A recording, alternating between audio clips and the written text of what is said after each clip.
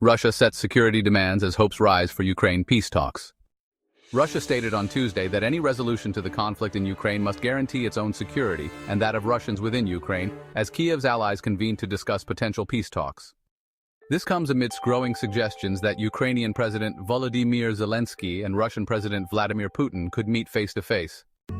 Hopes for a diplomatic breakthrough were significantly boosted after Zelenskyy and European leaders met with U.S. President Donald Trump in Washington on Monday.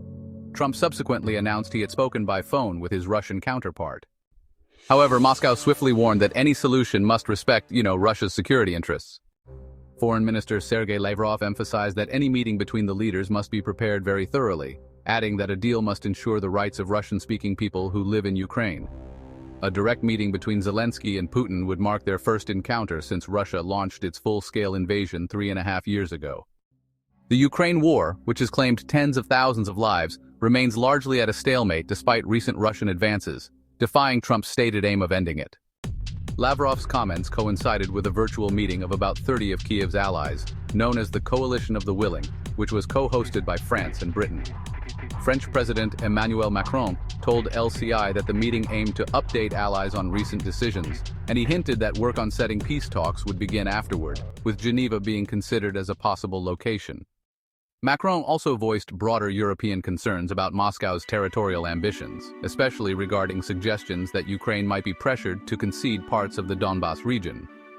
On the streets of Kiev, skepticism about the latest diplomatic efforts remained pretty palpable. The main problem is Putin himself doesn't want it, Anton, 32, a warehouse worker, told AFP. They can meet as many times as they want, but Putin doesn't need it and Donald Trump doesn't really know what to do. Conversely, some in Moscow expressed more optimism. I hope we can agree on mutually beneficial terms, said Vyacheslav, 23, a government employee, adding that it would have been better if a presidential meeting had occurred at the very beginning. Trump, fresh from talks with Putin in Alaska last week, posted on Truth Social that he had called Putin to begin planning peace talks with Zelenskyy, envisioning a three-way summit. German Chancellor Friedrich Merz, part of the European delegation, indicated Putin had agreed to a bilateral meeting within the next 2 weeks. Zelenskyy declared himself ready to meet Putin and on Tuesday hailed the Washington talks as a truly significant step toward ending the war and ensuring the security of Ukraine and our people. In Moscow, a Kremlin aide confirmed Putin was open to the idea of direct talks, with Lavrov noting that the United States had adopted a much deeper approach to resolving the crisis. Despite the diplomatic flurry, Trump's summit with Putin last Friday failed to yield a ceasefire. Just before Monday's talks, a Russian drone strike on an apartment block in Kharkiv killed 7 people, including 2 children. Zelenskyy had rushed to the White House following increased pressure from Trump for Ukraine to make concessions to Russia. Trump stated he had discussed security guarantees for Ukraine, which Putin had agreed to, despite ruling out Kiev's long-held ambition of joining NATO. These guarantees, Trump said, would be provided by the various European countries, with a coordination with the United States of America.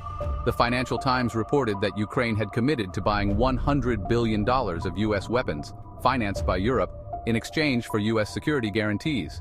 Zelenskyy later mentioned a $90 billion package and stated Ukraine and its allies would formalize the terms of the security guarantees within 10 days. The presence of European leaders at the Washington talks also underscored ongoing apprehension about whether Trump would pivot towards Putin, as he has on previous occasions.